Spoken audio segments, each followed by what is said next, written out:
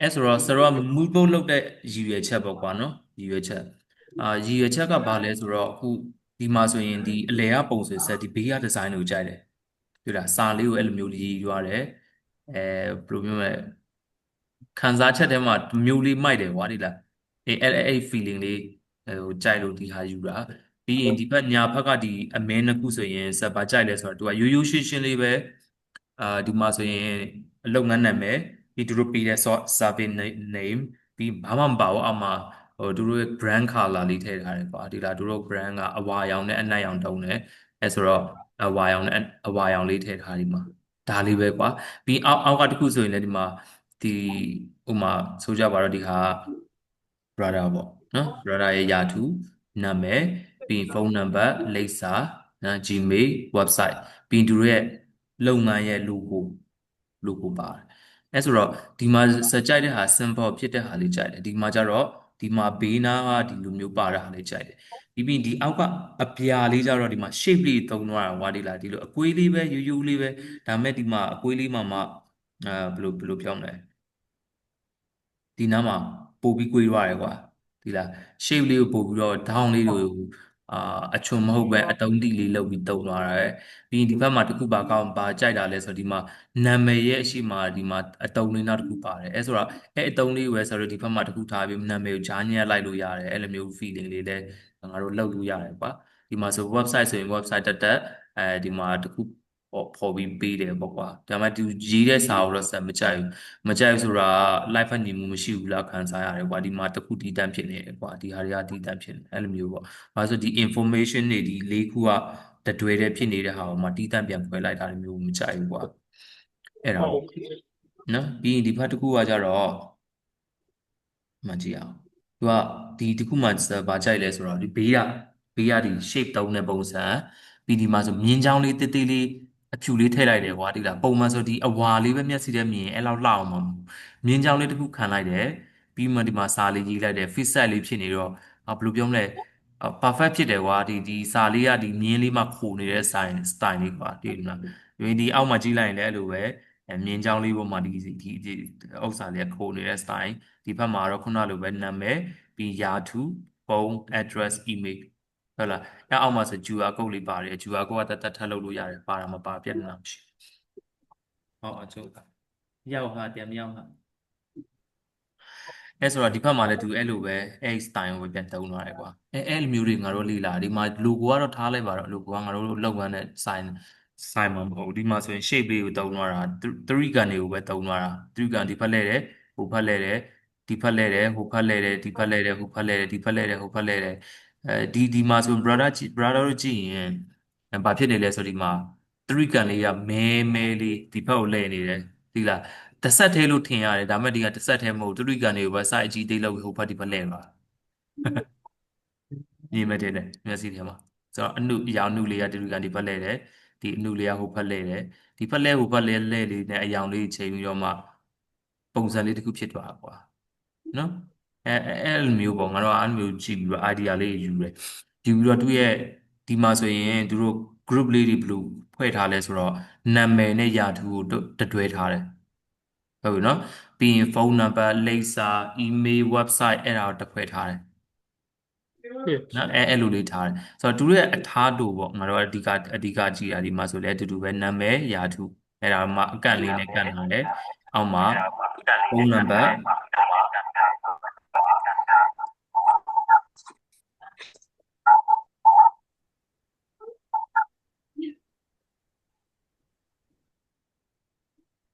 အဲ့ဆိုတော့အဲ့မှာဖုန်းနံပါတ်တွေလိပ်စာတွေပေါ့ဒီအောက်မှာဆို social media icon လေးတွေနော်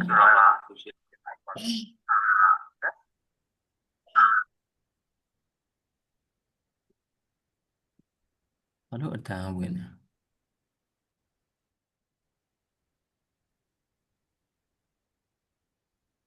ဟာပါတော့နော်အဲ့လိုပေါ့အဲဆရာတို့ကအဲ mood board မှာအဲ့လိုမျိုးလုပ်တယ်ဆိုတာဗာလဲဆိုတာ idea reference ယူတာကွာဒီလားအဲ reference ဆိုမှငါတို့ကပြန်ပြီးတော့ဟောတုံးတဲ့ချိန်မှာအဲ idea လေးကိုယူပြီးတုံးမှာဒါမှဒီတပုံစံတိုင်းငါတို့ပြန်ပြီးတော့ပူချဖို့ခိုင်းတာမဟုတ်ဘူးဗာဒီလား ဒီ idea ကိုယူမှငါတို့ဘယ်လိုလေး creation လုပ်မလဲဒါမျိုးငါတို့စဉ်းစားတာဒီလားဆိုတော့နော်အဲဆိုတော့mood board လေးတွေမနေ့က exam မပြီးတဲ့ဟာလေးထပ်လုပ်မယ်ပြီးရင် social media Facebook profile ကဘယ်လိုမျိုးလေးလဲဆက်ထပ်ပြပေးမယ် Facebook profile ကဘာမှတော့ဟိုထူးထူးဆန်းဆန်းတော့မဟုတ်ဘူးပါဒီလား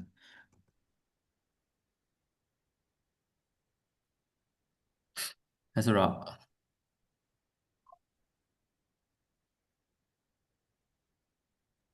So, yep so what the cut the job business cast လို့ရိုက်ရှာလိုက်ရိုက်ပေါ့ဟုတ်တယ်လေဇန်ရှာဖို့ဟာတခါတည်းစာအုပ်တခါတည်းရိုက်ပြီးပို့ထားပြီးပြီလေ Telegram အဲ့တိုင်းလေး Okay ပဲ so ရိုက်ပြီးရှာအောင်မနေ့ကျွန်တော်အိတ်ချင်မူးသူနဲ့စာပုံမားပုံးမိရဟိုအကိုရဲ့ပုံကြီးကိုမားပုံးမိရကျွန်တော်မနေ့အိတ်ချင်မူးသူကြီးကိုမနေ့ဟောအေးပါဟုတ်ပြီဒီနေ့ညပြန်လုပ်ပို့ပြီနော် Okay Okay အဲ့ okay ဆိုတော့ဆယ်ဒီမှာ Facebook profile ပြောချင်တာဒီဟာလေးကွာနော်ဒီမှာကြည့်လိုက်ရှင်းပါတယ်အဲ့ဆိုတော့လူပုံလေးကိုပဲအဲ့မှာလူထွက်နေတဲ့ပုံစံလေးသူတို့ဘယ်လိုလုပ်ထားလဲပေါ့ဒါ profile မှာထားလို့ရတဲ့ပုံကွာဒီမှာဆိုဒီဘက်မှာပုံဆိုလဲ gamer ကွာ gamer သူ့ရဲ့ gamer ပုံ profile ဘယ်လိုလုပ်ထားလဲဘယ်လိုပေါ်အောင်လုပ်ထားလဲ design လေးဘယ်လိုဆင်ထားလဲအဲ့ဒါလေးကိုကြည့်ရဒီ website Facebook site ကို screenshot ရိုက်ပြီးပို့ခိုင်းတာမဟုတ်ဘူးကွာပြောရရင်နော်ဒီမှာဆိုလေဒီကောင်မလေးဆိုလဲသူ့နာမည်လေးပါတယ် sub wine လေးနဲ့ဟုတ်လားအဲ့ဆိုရင်ငါတို့ကFacebook မှာတင်လိုက်ရင်ဒီ sub wine နေရာကြီးကိုငါတို့ကဘာလုပ်မှာလဲပြမှာပါအဲ့ဆိုတော့နာမည်ကမပေါ်တော့ဘူးနာမည်မပေါ်တော့ဆိုနာမည်ဖြောက်ပလိုက်လို့ရတယ်ဒါပေမဲ့ design လေးကဘာလဲလှနေတက်ရက်နေအဲ့လိုမျိုးပြောတာဆိုတော့ Facebook profile ပြီးရင် Facebook cover design ဆိုတော့ Facebook cover ဒီလိုမျိုးနော် Facebook cover design ဘာလို့ canvas နဲ့လောက်ခိုင်းလဲဆိုတော့ canvas ကဟို recording ကနော်Facebook cover က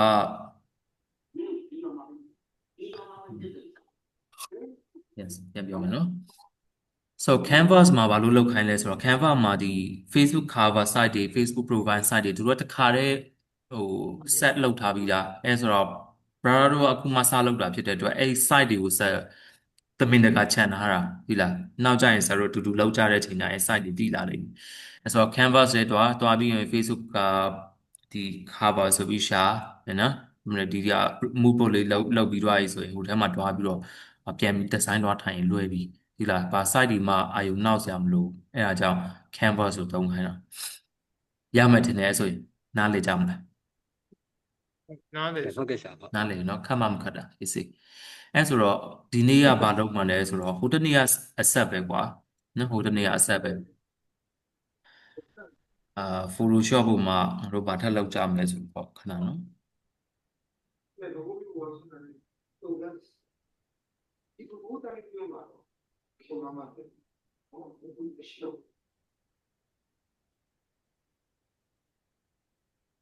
ဒီနေ့က Photoshop မှာဒီ text တွေကိုငါတို့ manage လုပ်ကြမယ် align left လုပ်မယ် align center လုပ်မယ် align right လုပ်မယ်ပြီးရင် title တွေကိုဘယ်လိုထားရလဲဆိုတော့ဒီ concept လေးနည်းနည်းပြောပြမယ်title နဲ့ body text နဲ့ဘာတွေကွာလဲပေါ့အဲ့ဒါလေးကို session ပြမှာကွာခဏလေး Photoshop ကမတက်လာနေဖြစ်နည်းကြာ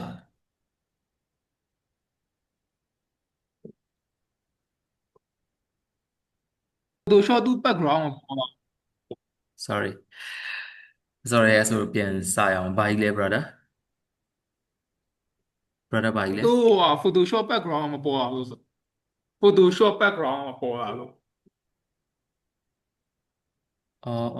sorry အခုပေါ်ပြီတင်တယ်နော်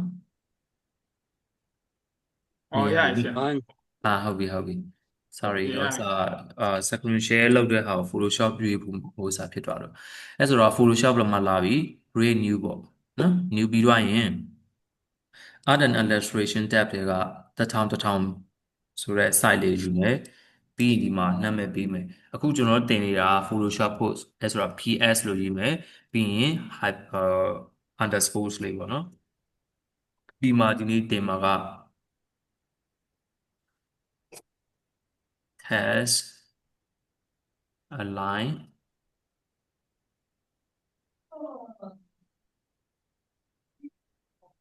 alignment and paragraph နော်ဒီမှာတော့မြင်တာအောင်လို့ကျွန်တော်ကဒီမှာဘာလုပ်လဲဆိုတော့စာလုံးတွေခြားထားတာတကယ်တော့မခြားဘူးနော်ပြီးရင်မှာ dash လေးလုပ်တယ် PS test alignment and paragraph ပြီးအနောက်မှာအာ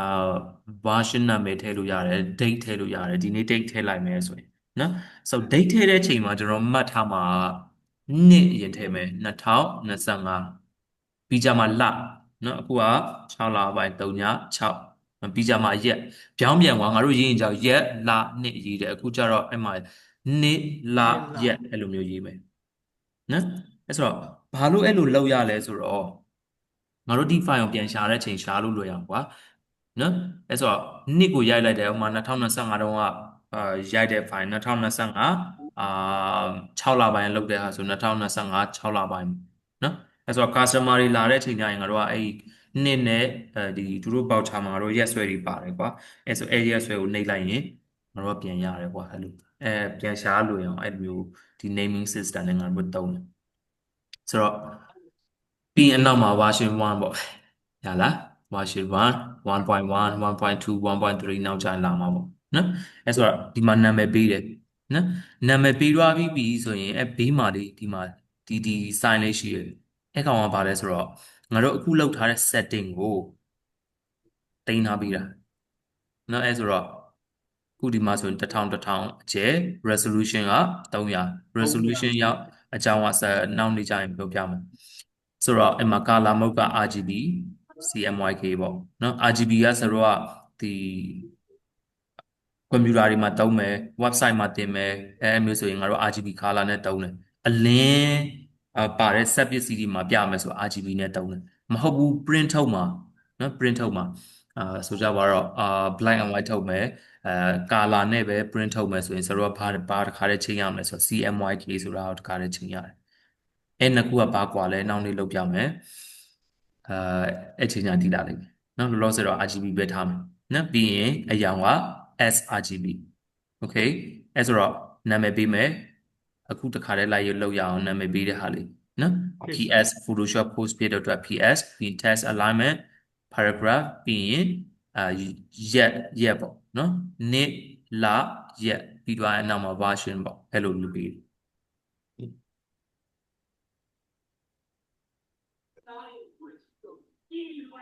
โอเคအဲ့ဆိုဆရာတို့ပြီးပြီဆိုရင်ဆရာတို့ကဘာနှိပ်မလဲဆိုတော့ create ကိုနှိပ်မယ်တော့ဒီမျိုးလေးရရောကွာနော်ဒီမျိုးလေးရရောအဲ့ဆိုတော့ဒီမှာ basic ကြတဲ့ tools လေးနောက်တစ်ခုထပ်ပြောမယ်ဆရာတို့ computer မှာ control ဆိုတဲ့ဟာလေးနှိပ်မယ် CTRL ဆိုတဲ့ down က click ကွာနော်အဲ့ကောင်နှိပ်မယ်ပြီးငါတို့ mouse ရဲ့အလယ်မှာလေးဘိန်းလုံးလေးရှိတယ်အဲ့ဟာလေးအရှိတိုးနောက်ဆုပ်လေးလုပ်ကြည့်ဟမ်ရလားဒီလိုလေးနော်ချဲ့မယ်ဆိုရင်အရှိတိုးလိုက်ချုပ်မယ်ဆိုရင်နောက်ဆုပ်လိုက်ဒါဆိုချဲချုံလုပ်လို့ရတယ်နော်ဒါကတစ်မျိုးပေါ့အာဆက်ရက်ဆက်မှာ control နဲ့မရဘူး auto နဲ့မှရတယ်အဲ့ဆိုဆက်နဲ့တစ်ဆက်ကတော့မတူဘူးဒါပေမဲ့ဟိုပြဿနာတော့မရှိပါဘူးပုံမှန်ဆိုတော့ဆိုတော့ control နဲ့ပဲထိန်းနေအခုဆက်ကတော့ဒီကြောင်းလည်းမသိ auto control နဲ့နဲ့ရဟမ်brother တို့က control နဲ့ရလိမ့်မယ်သိလား control တယ်ဆရာကျွန်တော်ကဟွန်း ကျွန်တော်က control နဲ့ပဲရဆိုโอเคဟုတ်ပြီရပြီเนาะရပြီဆိုရင်ဆရာတို့ကအခုခေါင်းစဉ်ပဲအရင်ဆုံး style ဖော်မယ်เนาะ style ဖော်မယ်ဆိုတော့ style ဖော်တဲ့အချိန်မှာငါတို့က test 2ကိုနှိပ်လိုက်တယ်ဒီဘက် test အဲ့မှာ test ကိုဖိထားလိုက်ရင်ဒီမှာ၄မျိုးပေါ်တယ် horizontal type 2ရယ် vertical type 2ရယ် vertical type mask 2 vertical type horizontal type mask 2ဆိုပြီးတော့နော် horizontal ကတော့ငါတို့ရေးလိုမျိုးပဲဒီလိုရေးပြင်းကြီးတိုင်းရေးတဲ့ဟာပေါ့ vertical ကတရုပ်စာလိုမျိုးပေါ်ကအောက်ရေးတဲ့ဟာနော်ဆိုတော့horizontal ယူလိုက်တယ်ပြီးရင်စ mouse ကိုပဲတစ်ချက်နှိပ်လိုက်တယ်နော်စနှိပ်ပြီးတော့မဆွဲဘူးနော်တစ်ချက်ပဲ click နှိပ်လိုက်တယ်နှိပ်ပြီးရေးမယ်ဆိုတော့အဲ့ဆိုတော့စမှာဗာပြဿနာလေးတွေ့လဲဆိုတော့အဖြူပေါ်မှာအဖြူရေးရင်ဗာထင်တယ်ပြုတ်ပဲထင် မမြင်ရဘူးပေါ့ကွာနော်ထင်တော့ထင်တာပေါ့အဲဆိုတော့ဒီမှာဟဲဟိုဘယ်လိုပဲကာလာတစ်ခုပြောင်းလိုက်မယ်ကွာနော်အဲဆိုတော့ဒီမှာပေါ်သွားပြီကွာနော်ဆိုကြပါတော့အဲ့ဟာလေးကိုစ order နှိပ်ပြီးတော့ arrow key လေးနဲ့အချင်းချက်လေးပြန်လုပ်မယ်ရလား brother ပြန်မှတ်မိပြီတင်တယ်ဟိုတနေ့ပြန်ငါတို့လုပ်တဲ့ဟာလေးအချင်းချက်လေး ဆိုမှတ်မိရဲ့အဲ့โอเคနော် ဗျာ order နဲ့arrow key ဘယ်ညာနဲ့နော်အဲဆိုရင်အဲ့မှာ control enter နှိပ်လိုက်မယ်နှိပ်လိုက်ဒီလိုရရောနော်ပြီးရင် V ကိုနှိပ်မယ်ရလားအခု welcome ဗျာဆိုတဲ့စာလုံးလေးအရင်လိုက်ရအောင် โอเคဆို has to ယူမယ် welcome ဆိုတဲ့စာလေးရိုက်မယ်တကယ်လို့အယောင်ကအဖြူရောင်ဆော့လို့ဖြစ်နေရဆိုရင်အယောင်လေးချိန်မယ်မရဘူးဆိုရင်ဆော့ပြန်ပြောနော်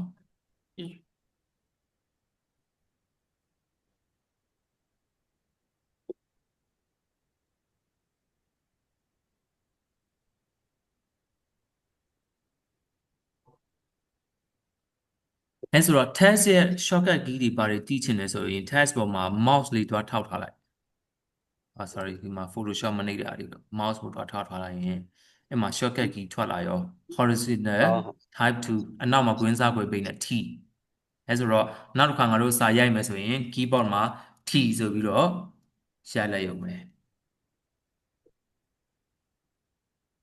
control enter ရမလားရနော်ပြီပြီးရင်ဒီမှာ move to ဆိုတဲ့ဟာလေးရှိတယ်ဒီထိတ်ဆုံးကဟာလေးအဲ့ကောင်ရဲ့ shortcut key က V နော်အဲ့ဆို V လေးနှိပ်ပြီးတော့ရင်ဒီအခုငါတို့ရေးတဲ့ဟာလေး layer လေးကိုငါတို့ဘာလုပ်လို့ရလဲဆိုတော့ရွှေ့လို့ရတယ်နော်ရမလားရ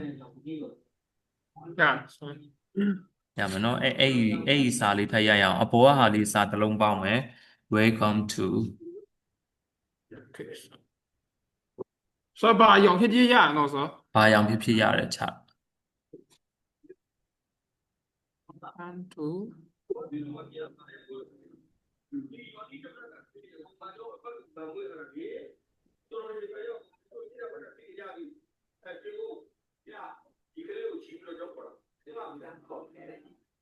ကျောင်းဒီဝေးသားကျောင်းပေါ်ခဲ့တဲ့ဒီလေးကိုဒီချီကြတာပြီးဘယ်မှာလဲဒီနေ့တက်တာရမလားအထိရပြီဆိုရပြီနော်စာရေးရလား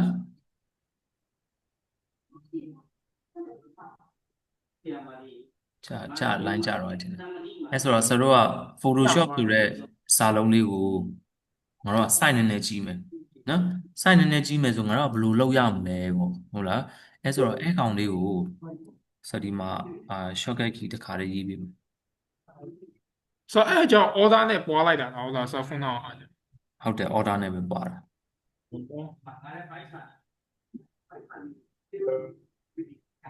နော်အဲဆိုတော့ control T နဲ့ transform လုပ်လို့ရတယ်အဲဆိုတော့စာအုပ်မှာမှတ်ချင်တယ်ဆိုရင်လည်းမှတ်လို့ရတယ်မမှတ်ချင်ဘူးဆိုလည်းစနောက်မှာ shortcut key တက်စုထားတဲ့ဟာလေး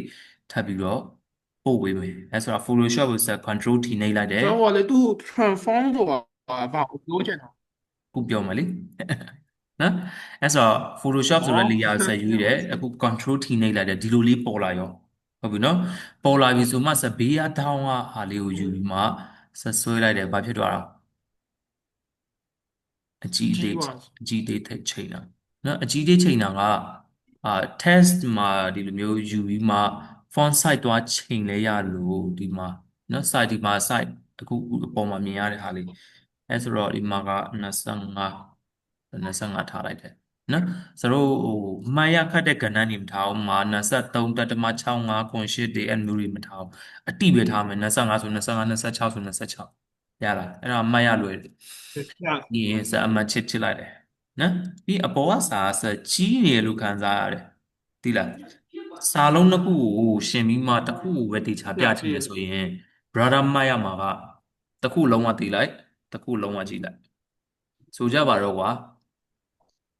brother တို့အသွဲလေးတွေ့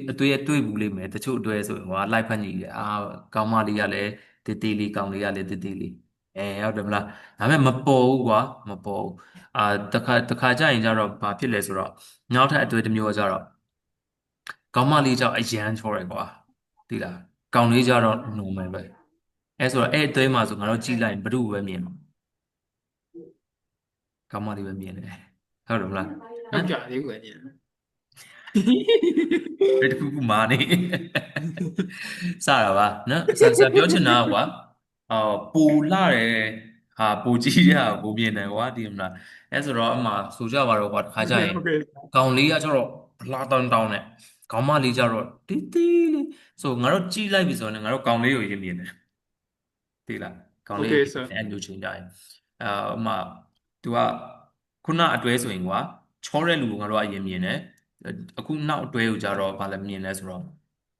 ကြီး လူကောင်ကြီးကိုမြင်တယ်။ဘာလဲဆိုသူ့ကောင်ထေကြီးကမျက်လုံးထဲမှာငါတို့အပြည့်ဖြစ်နေတာ။ဟုတ်သူ့ကိုအရင်ကြည့်ပြီးလဲကြည့်ပြီးမှကောင်မလေးကြည့်ပြီးတော့ပေါ့။အဲဆိုတော့ဒီမှာလဲတူတူပဲ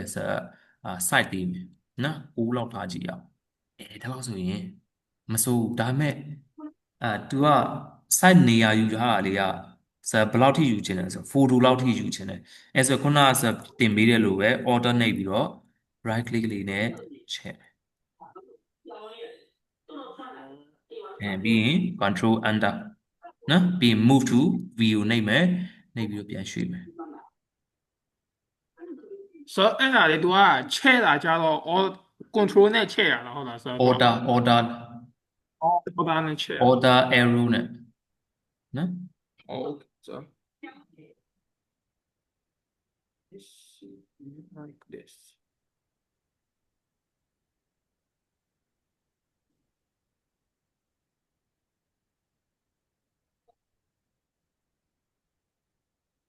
ဆိုတော့အဲ့လိုကျွန်တော်အဲ့အရင်လုပ်ကြည့်လိုက်မယ်ဆိုတော့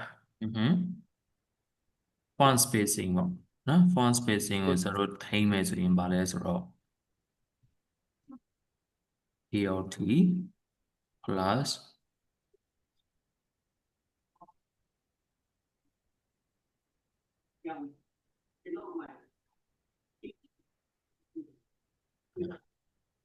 left right arrow ပေါ့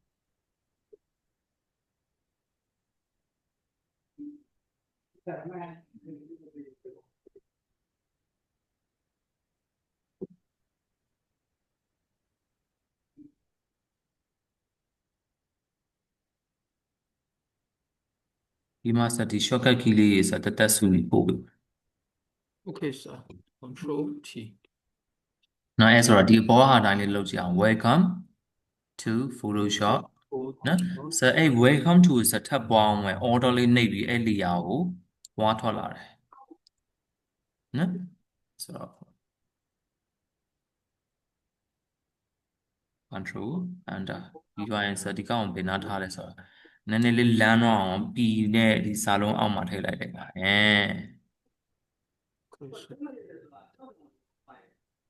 နော်ဒီလိုလေးဆိုတော့စာလုံးဒီဇိုင်းလေးတစ်ခုဖြစ်သွားတာပေါ့ control နော် T okay ဆို အဲ့ထိပဲရင်လောက်ရအောင် okay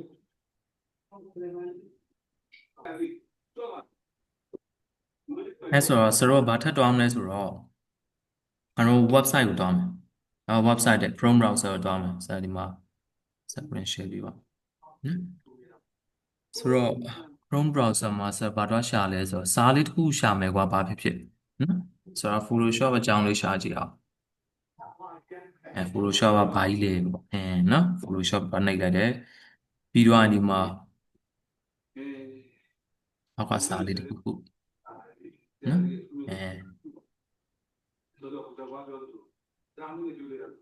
ဒါလေးကိုရွေးလိုက်တယ် control C နဲ့ copy ယူတယ်နော်ပြီးရင်ငါတို့ Photoshop software ပြန်လာတယ်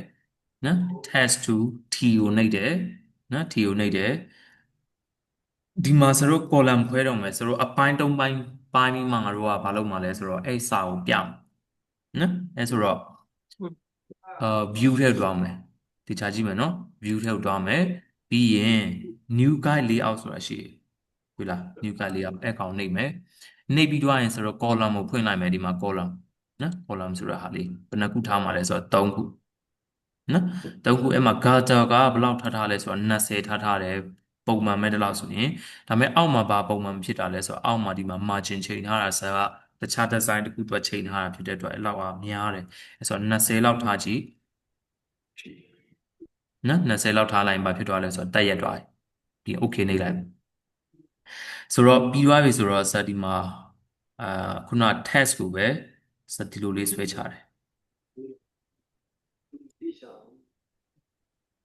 နော်ဆက်ဆွဲလာတယ် control V ရလားဆိုတော့အဲ့လိုလေးပေါ်တယ်ဆိုတော့အဲ့ဒါကို control A နဲ့ select all လုပ်တယ်ဒီပုံမှာလေးတွေ့လားဒီမှာတွေ့လား Okay align left နော် align left ဒီကောင်က center ဒီကောင်က align right အဲ့ဆိုအခု align left ထားမယ်နော်ပြီးတော့ရင် site ကကြီးနေလို့ခံစားရတယ်ဆိုတော့ခုနှစ်လောက်ထားမယ်ကွာနော် font လေးလည်းပြောင်းလိုက်မယ် bold မလုပ်ဘူးဆိုတော့ဖတ်တဲ့စာဆိုတော့ regular ဆိုရပြီနော်ဟောအရင်ကျင်းနေလဲအဆင်မပြေဘူးလေအဲ့ဒါစာလုံးလေးနည်းနည်းကျင်းနေဆိုတော့ order နဲ့စပါထပ်လုပ်နေဆိုတော့စာလုံးလေးနည်းနည်းကျင်းလိုက်မယ်နောက်ခုနကဆိုတော့စာလုံးတွေချဲထားတာကိုချဲထားတော့အဆင်မပြေဘူး ဆိုတော့ဒီစာလုံးကျင့်ကြတော့ order နဲ့ကျင့်ရအောင်ဆိုတော့နော် ခုနက brother welcome to ကိုလုပ်လို့ပဲလေ ဩ မေး okay နော် ရဆိုတော့မေးဘူး အေးရောက်ပြီနော် okay အဲ့ဆိုတော့ move to ဆက်ပြန်ယူတယ် V နဲ့အောင်နဲ့ဆွဲလာမယ်ဟုတ်ပြီနော်ပြီးဒီကောင်ကိုပဲဆက်ဒီ layer ကိုပဲဆက်ပွားမယ်အဲ့ဆို order နဲ့ပွားမယ်ဒီကောင်ကိုဆက်ဒီမှာ B ကိုကတ်လိုက်တယ်နော် order နှိပ်ပြီးတော့ဆက်အလေကိုပွားလာတယ်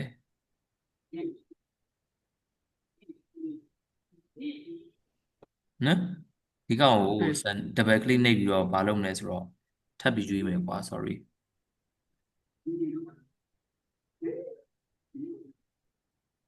test to ယူမယ်နော်ဒီကောင်နှိပ်လိုက် control A နော် control A ဆိုပြီးတော့ဒီမှာ align center ပြန်နှိပ်နော်ရမလားပြီးရင်အမှန်ချစ်နှိပ်နော်ပြီးဒီ layer ကိုပဲထပ်ပွားအောင်မယ် move to V ကိုထပ်ယူမယ်နော် order လေးနဲ့နှိပ်ထားနှိပ်ပြီး mouse ရဲ့ left click ကိုနှိပ်ပြီးတော့ညာဘက်ကိုဆွဲလိုက်အဲဆိုရင်ပွားသွားလိမ့်မယ်ဟုတ်ပြီနော်အဲ့မှာဆက်ဆွဲသွားတဲ့အချိန်လေးပန်းရောင်မြင်းလေးလားခရမ်းရောင်မြင်းလေးလားမသိဘူးဒီမှာဘီးနားမှာပေါ်နေတာရှိတယ်အဲ့ကောင်လေးကဘေးကအပြာရောင်ဒီနဲ့ထိသွားရက်သွားလိမ့်မယ်ရွှေတဲ့ဟာလေးကအဲ့ဒါဆိုရင်လွတ်လိုက်တော့နော်ပြီး test 2ပြန်ယူမယ်ဒီကောင်နေ control A နော်ပြီး align right ရလားအခုကစာစီရဲ့ဟာကိုပဲဆက်လို့တွားနေတာကွာနော်အဲ့ဆိုစာဒီ3ခုကိုစခဏအောက်ခဏချထားမယ်ပုံတစ်ခုလို့3ခုလို့ယူရတယ်ပြီးအပေါ်ကဒီ3ခုကိုစဘာလုပ်မှလဲဆိုတော့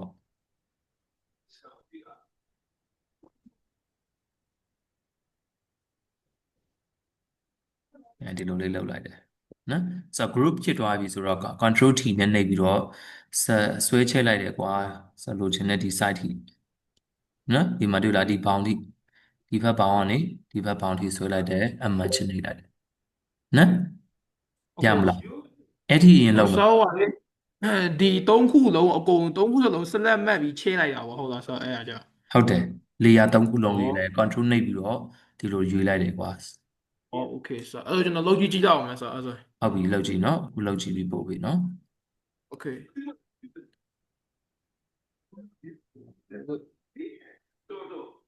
这玩意儿家let's看，你这个来不及，喏，这么高，是花我那给的，咱那把